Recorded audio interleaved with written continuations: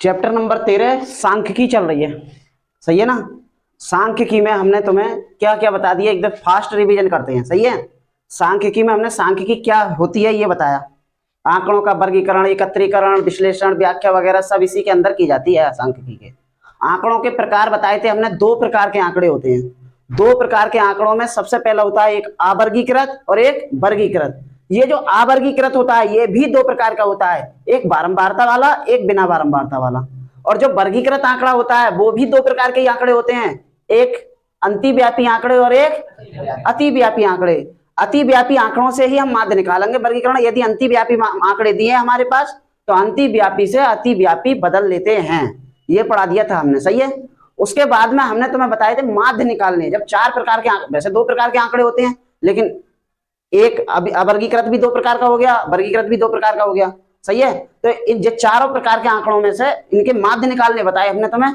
सबसे पहले बताया अवर्गीकृत आंकड़े का माध्य निकालना, तो कुल पदों का योग बटे प्रेक्षणों की संख्या, यानी सभी पद जोड़ दो संख्या। कब? जब बारंबारता ना हो। लेकिन जब बारंबारता दी गई हो तब सिग्मा एफ आई एक्स आई बटे सिग्मा एफ आई, मतलब उनकी गुणा कर दो बारंबारता की और प्रेक्षणों की, और उन्हें जोड़ दो और बटे में प्रेक्षणों की संख्या नीचे भाग कर दो, निकल जाएगा माध्य।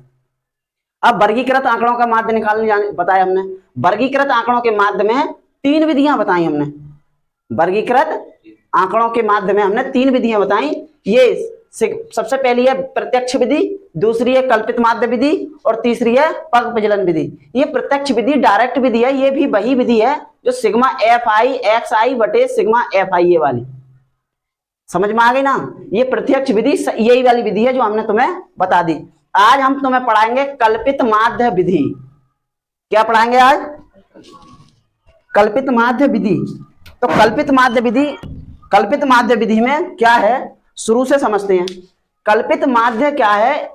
कल्पित माध्य में ये है कि ये माध्य को हम एक्स से तो डिनोट करते हैं, बीच में इसमें डैश ये बार का निशान लगाते हैं, A plus sigma F I D I बटे एफ आई। अब इसे समझ लेते हैं। जहां ए क्या है, ए कहां से लाएंगे, तो ए है कल्पित माध्य, इसी के नाम के ऊपर रखा गया है विधि का नाम कल्पित माध्य विधि। तो ए कल्पित माध्य ये हमें कैसे मिलेगा वो हमने यहां लिख दिया है कि ए जो है कल्पित माध्य, ए कहते हैं इसे, ये वर्ग चिन्हों के वर्ग चिन्ह हैं, उनके बीच का मान है। ये बीच का मान कैसे अभी समझा देंगे। इसमें वर्ग अंतराल लिखो पहले, 10 से 25, 25 से 40, 40 से 55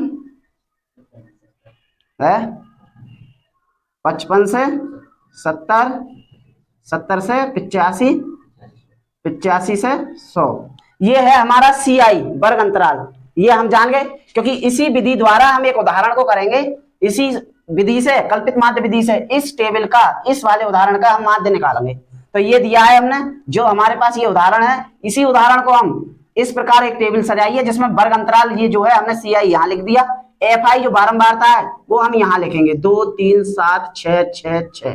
समझ में आई ना। अब सबसे बड़ी बात आई ये एक्स आई। तो एक्स आई तो हमने तुम्हें पढ़ा दी है। क्या पढ़ा ये बताओ? एक्स आई होता है वर्ग चिन्ह, और वर्ग चिन्ह क्या होता है? उच्च सीमा, निम्न सीमा प्लस उच्च सीमा बटे 2। तो निम्न सीमा 10, उच्च सीमा 25, 10 और 25 35, 35 बटे 2 17.5। बताओ समझ में आई। 25 और 40, 25 और 40 65, 65 के आधे कर दो 32, 32.5, सही है। 32 दूनी 64 और 1 65। 40 और 55 कितने हो गए? 85। 40 और 55 95। अब 95 के आधे कर दो 47.5, सही है ना। 47.5। 55 और 70 कितने हो गए? 125। 125 के आधे कर दो 62.5। 70 और 85 जोड़ो 155। 155 के आधे कर दो, 155 के आधे कितने हो गए? 77.5 और 85 और 100 इन्हें जोड़ो 185 हो गए। 185 के आधे कर दो कितने हो गए? 92.5। उम्मीद है ये कोई नई बात नहीं है, हमने सी आई भी तुम्हें बता दिया है, एफ आई भी बता दिया है, एक्स आई भी बता दिया है। अब जब एक्स आई यदि समझ में आया तुम्हारे तो ये कल्पित माध्य समझ में आएगा। ये कल्पित माध्य क्या है? वर्ग चिन्ह जो होते हैं। अब वर्ग चिन्ह क्या होता है भैया? ये सब वर्ग चिन्ह है। है ना, है ये वर्ग चिन्ह। इन वर्ग चिन्ह, ये वर्ग चिन्ह नहीं तो है, इन वर्ग चिन्हों के बीच का मान, यानी जितने भी वर्ग चिन्ह हैं इनके बीच का मान, तो क्या वर्ग बीच में कौन सा आ रहा है।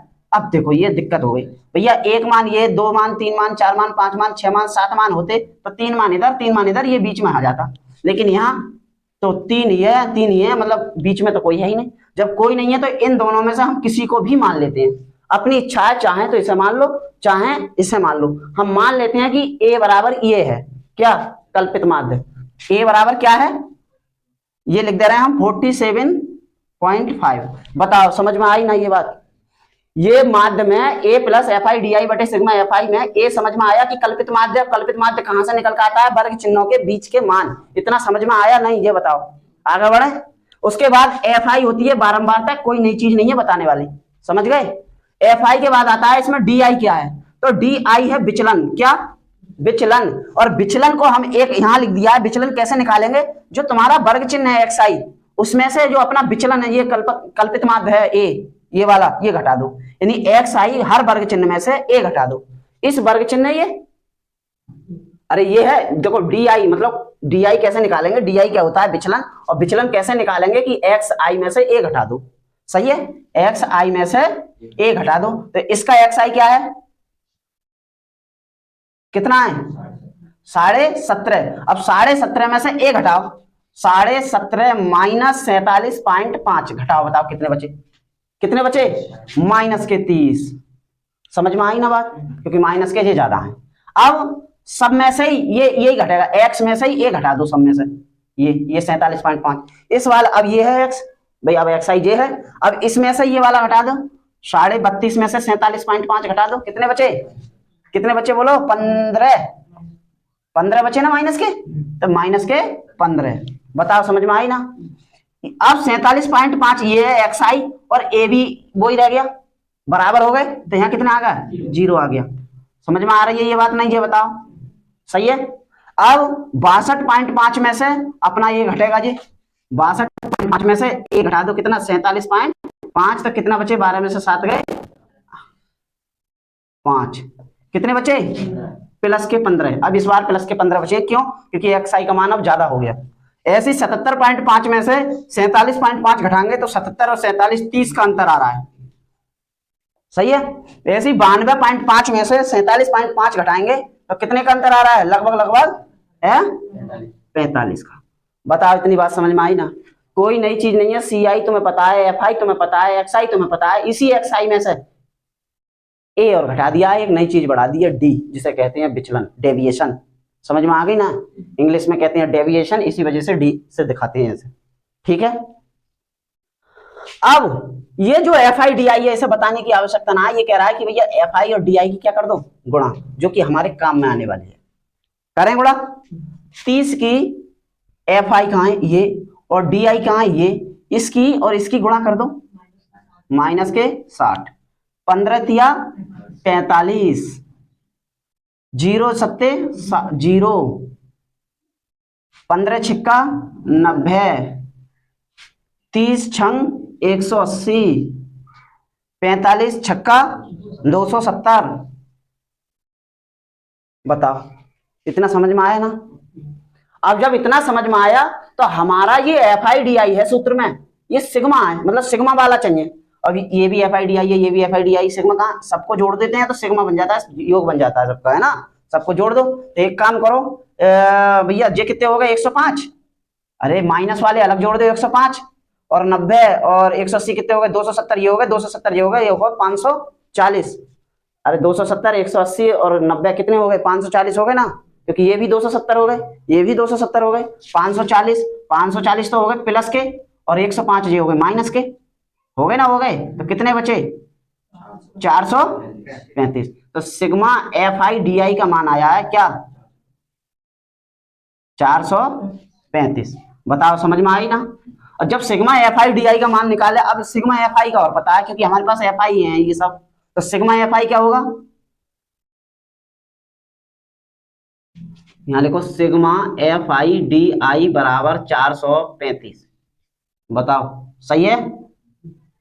अब सिग्मा एफ आई बराबर कितना हो गया, 2 और 3 5 7 12, 12 और 18 30, सिग्मा एफ आई बराबर कितना 30। बताओ समझ में आ गई। और जब इतना कर लोगे इस टेबल में तो अपना सूत्र लगा दो, केवल इतना बस। माध्य बराबर लिखो, माध्य x बराबर A plus sigma F I D I बटे सिग्मा एफ आई। बताओ समझ में आ गई। यही तो है केवल सूत्र। बोलो जब ये है तो यहां लगा दो भैया। ए क्या है कल्पित माध्य। कल्पित माध्य कितना माना 47.5 प्लस एफ आई डी आई क्या है 435। बताओ ये फायदा है टेबल बनाने का। एफ आई क्या है 30, काट दो पहले 3 से काट दो, 3 ही कम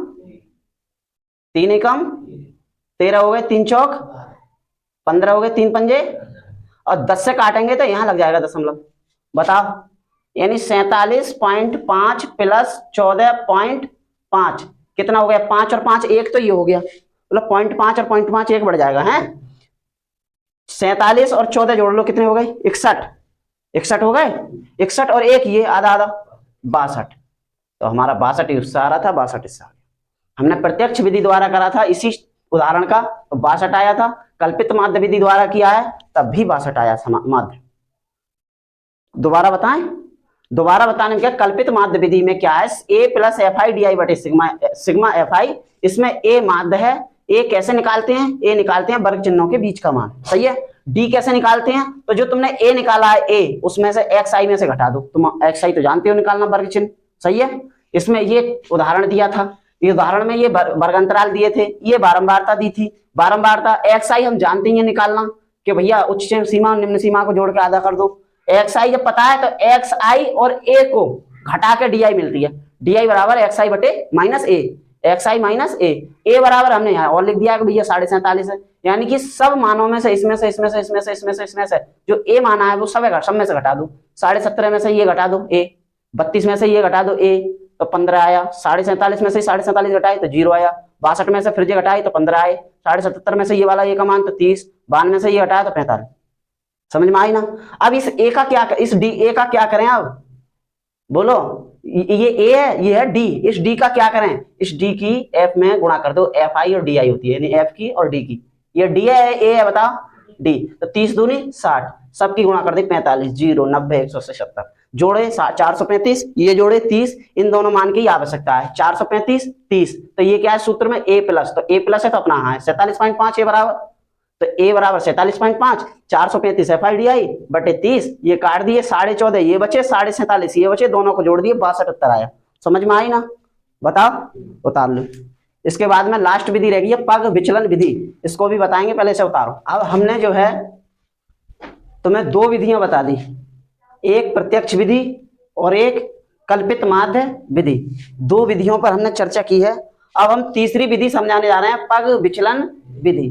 पग विचलन विधि में क्या है, विधि द्वारा माध्य निकालते हैं तो माध्य बराबर होता है A plus F I U आई, वहां था डी आई, इसमें कल्पित माध्य विधि में था डी आई, यहाँ डी आई की जगह आ गया यू आई। बताएंगे क्या है यू आई, पर याद रखो A plus F I sigma F I U I बटे सिग्मा एफ आई। ठीक है, क्या है, ए तो कल्पित माध्य है, एफ बारंबारता है, यू आई जो है यू आई जो तुमने यहाँ जो क्या था यहाँ बताइए जरा, डी आई। और डी आई कैसे निकाला था, एक्स आई माइनस ए, इसी प्रकार से तो निकाला था। बोलो तो ये जो यू आई है एक्स आई माइनस ए तो होता है डी आई, उसको एच से और भाग कर दो, यू आई निकल जाता है। यू आई कैसे निकलेगा, एक्स आई माइनस ए बटे एच। इसको हम ये भी कह सकते हैं, ये बताओ एक बात अगर ध्यान से देखो तो इस F I X I minus A को क्या कहते हैं, डी आई। अभी तो विचलन विचलन डेविएशन डी आई बटे एच, ये भी तो कह सकते हैं नहीं कह सकते हैं, बताओ। बात तो एक ही है ना, बताओ कह सकते हैं नहीं कह सकते हैं, क्योंकि एक्स आई माइनस ए को कहते हैं डी आई, डी आई और बटे एच, तो या ये कह लो या ये कह लो। समझ में आ रही है ना बात। तो यू आई कैसे निकालेंगे, यू आई निकालेंगे जो यहाँ की डी आई जो थी तुम्हारी उसको एच से और भाग कर दो, यू आई निकल जाएगी। ठीक है, समझते हैं। उसके बाद में और तो कुछ समझाने को है ना। हाँ एक चीज और है, ये एच है क्या, तो हमने पहले ही बता दी, ये एच वर्ग चिन्ह होता है एक्स आई, ये वर्ग माप है। जिसको वर्ग ऊंचाई भी कहते हैं या वर्ग लंबाई भी कहते हैं, इसके 3 नाम है। ये कैसे निकलती है? इसकी उच्च सीमा और निम्न सीमा को घटा देते हैं।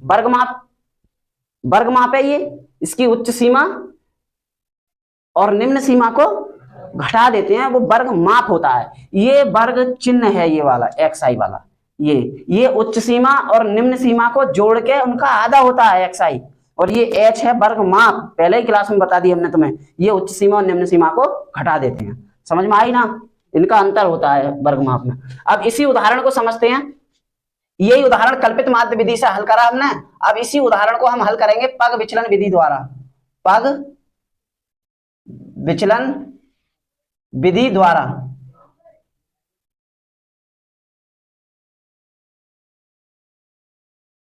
ठीक है। अब ये उदाहरण हमने डायरेक्ट विधि से भी करा था, प्रत्यक्ष विधि से। यही उदाहरण हमने कल्पित माध्य विधि द्वारा किया था। अब यही उदाहरण हम पग विचलन विधि द्वारा हल करेंगे। मान के चलो ये हमारा प्रश्न है। इस प्रश्न की टेबल हमने यहां सजा दी। जो CI दिया है यहां लिख दिया, जो बारंबारता दी है विद्यार्थियों की संख्या वो हमने यहां लिख दी, उसमें विद्यार्थियों की संख्या यहां लिख दी। उसके बाद आता है सबसे पहला विकल्प xi, क्यों बिना xi के तो di नहीं निकलेगा, क्योंकि di बराबर होता है xi माइनस a। सही है। तो xi क्या होता है? वर्ग माप, दोनों अंतरालों को जोड़ के उनका आधा। तो इनकी उच्च सीमा निम्न सीमा का आधा 17.5, इनकी उच्च सीमा और निम्न सीमा का आधा कितना? 65 का आधा 32.5, ऐसे इनमें 95 का आधा 47.5, ऐसे 125 का आधा 62.5, ये जोड़ के हो रहे हैं 155, 77, ये 185 हो रहे हैं 92.5। समझ में आ गई ना? xi निकल के अब पहला, उसके बाद में आता है di निकालेंगे। अब जो हमारा कल्पित माध्य में थी, di कैसे निकालेंगे? xi में से a को घटा दो। a क्या है? 47.5, वही कल्पित माध्य a तो इसमें भी है उसमें भी है। तो a कैसे मानेंगे? वर्ग चिन्ह, जो वर्ग चिन्ह है इनके बीच का मान हमने मान लिया a बराबर 47.5 है। तो यहाँ di कैसे निकलेगी? x में से a घटा दो, xi में से इसमें से a घटा दो, घटाओ इसमें से 47.5 में से वही 30 बचे, यहाँ 15 बचे, यहाँ 0 बचा, यहाँ प्लस के 15 बचे, यहाँ 30 बचे, यहाँ 45 बचे। सेम सवाल है जो हमने कल्पित माध्य विधि में किया था। अब जो स्टेप लिख रहे हैं हम आगे, वो एक स्टेप जुड़ जाएगी, उससे कहते हैं ui। क्या ui क्या है? या तो xi माइनस a का जो मान आया है ना, ये 30, इसको h से भाग कर दो। अब h क्या है? h है वर्ग माप। निकलेगा कैसे? उच्च सीमा माइनस निम्न सीमा। तो यहां लिख लो, ये h बराबर उच्च सीमा क्या है? 25 माइनस कितना? 10 बराबर कितना आ गया? 15। समझ में आ रही है बात ना? अगर यहां ना लिख पाओ तो ये शॉर्ट में हम यहां भी लिख सकते हैं कि h बराबर कितना आ गया? 15। ये h सब में 15, देखो 25 माइनस 10, ये 40 माइनस 15, सब में 15 ही है। समझ गए? अब h 15 आ गया, तुम्हें ui निकालना है। तो ui होता है d बटे h, और d का मान ये है, देखो। तो d बटे h यानी 30/15 कितना आ गया? अरे h ui निकालना है हमें। ui होता है d बटे h। d का मान क्या है? d का मान बोलो। अरे d का मान ये है, ये है, ये है, ये है। तो d का मान यहाँ है 30, और माइनस h का मान क्या है? 15। कितने बचे? माइनस के। तो इसमें d का मान क्या, ui का मान क्या है? 15 माइनस 15 माइनस का 1, 15/15। इसमें क्या है? तो इसमें है 0/15, क्या आ गया? 0। इसमें क्या है? 15 और 15 1। इसमें क्या है? 30 15, क्या गया? 2। इसमें 3।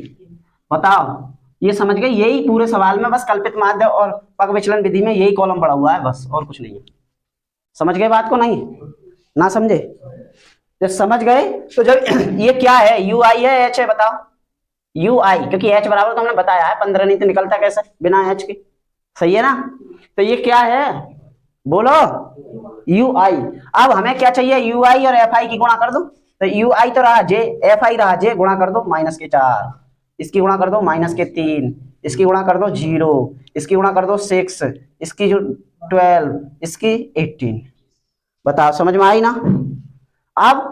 अब हमें केवल ये चाहिए और ये चाहिए, इसका योग चाहिए और इसका योग चाहिए, सूत्र में कह रहा है यही है। तो इसको और जोड़ लेते हैं। ये तो जुड़ाया है ही 30, 4 और 3 7 हो गए माइनस के, और 12 और 18 30, और 6 36, 36 में से 7 निकाल दो 29, प्लस के 29 बचे। सही है। कितने बचे? यहां बचे प्लस के, लिखो सिग्मा एफ आई यू आई बराबर 29। बताओ अब जब ये पूरी टेबल में अगर कोई दिक्कत हो तो बताओ। ये कोई नई चीज नहीं, ये कोई नई चीज नहीं, ये कोई नई चीज नहीं। डी आई तुमने इसमें निकाला था, बस इसी डी आई को एच से और भाग कर दी तो ये बन गया। और ये भी कोई नई चीज नहीं क्योंकि ये तो गुणा है इनकी और इनकी। लास्ट में हमें ये करते इसी के लिए तो हमने ये सब करा है भाई। ये बिना इसके ये नहीं निकलता, बिना इसके ये नहीं निकलता, बिना इसके ये नहीं निकलता। समझ गए ना? तो डायरेक्ट कैसे निकाल देते हैं? तो यहां हम लगाएंगे सूत्र क्या? माध्य। माध्य निकालेंगे हम। माध्य x बराबर लगाओ a plus sigma F I U I बटे क्या? Sigma F I into H. सही है। ये h हमारा यहां पे रह गया है, ये वर्ग ऊंचाई में। ये समझ में आ रही है बात? ये जो h है वो यहां हमारा फॉर्मूले में रह गया था। सही। तो सिग्मा गुणा h भी है तो यहां से लगाओ 47। a का मान कितना है? 47.5 plus sigma F I X I का यू आई का मान 29 बटे सिग्मा एफ आई का मान 30 इंटू एच। एच क्या है? वर्गमाप। वर्गमाप कितनी थी? 15। कितनी थी? 15। 15 से काट दो 2 बार तो ये बचा 47.5। कितना बचा? 47.5 प्लस 29 का आधा 14.5। 29 का आधा और 47.5 और 14.5 जोड़ेंगे तो फिर से इस बार हमारा माध्य आ गया 62। यहाँ थोड़ी गलती हो गई है, यहाँ एच छूट गया था हमसे। सही है, एच रह गया था। तो ये बताओ समझ में आ गई ना बात? ये सबको समझ में आया?